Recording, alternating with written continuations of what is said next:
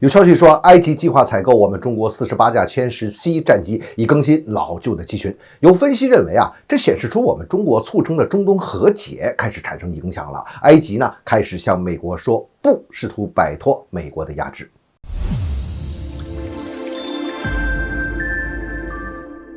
欢迎来到张斌观察，我是张斌。美国媒体就报道出说埃及正在和中国进行谈判，可能呢购买48架歼十 C。也许那个数量会更多。也有消息说呢，实际上埃及呢在谈的现在谈的这个数量是24架，而且呢其中还要买这个歼十 C 的双座型总之现在具体的情况还不是非常的确定。其实埃及要买我们歼十飞机的这件事情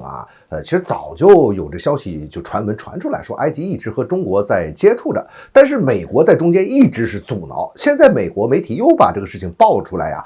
也有可能他是要先制造一个舆论，然后把这个事儿给搅黄。从现实的需求上我们来看，埃及现在有不少的老式的幻影飞机要尽快的更新。由于现在西方严厉制裁俄罗斯那你去买俄式飞机的可能性几乎就没了。埃及呢，它只有向美国或者说是向美国的盟友国家们，就像欧洲那边去买吧。但是这个向他们去买呢，风险也是蛮大的因为美国的各种限制呢，导致埃及在获得先进装备方面，那可以说是面临着重重的困难。你就比如说埃及，它虽然是买了法国的阵风战机，但是美国的从中阻挠你就让这法国不能出售这个流星空空导弹。那么为了维护自己的自身利益，同时呢，埃及它要防范以色列的埃及呢就需要从这个美国及其盟友以外的国家获得采购的途径，那当然我们中国就是最好的选择了没有之一。从产品和技术的层面上来说，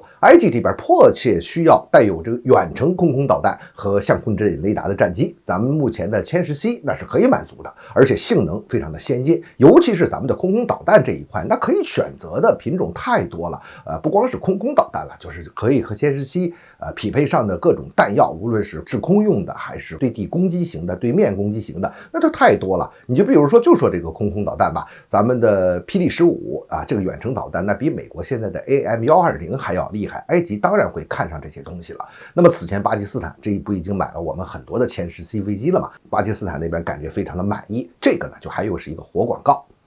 埃及呢更看重的呢是我们中国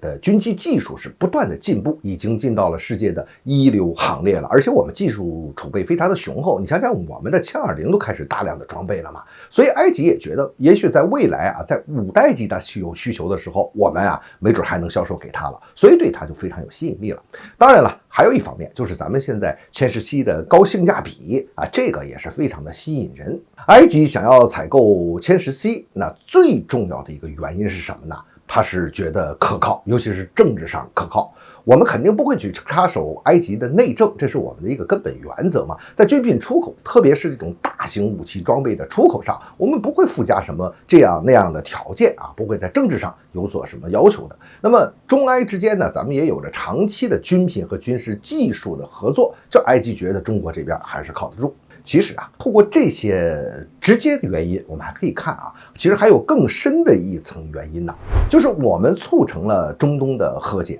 很大程度上就挫败了美国地区的霸权。埃及呢虽然是在北非，但是埃及是一直被外界称为是世界上最大的，就是在非洲的最大的阿拉伯国家，挺有意思的。你看以前阿盟的总部也就在这个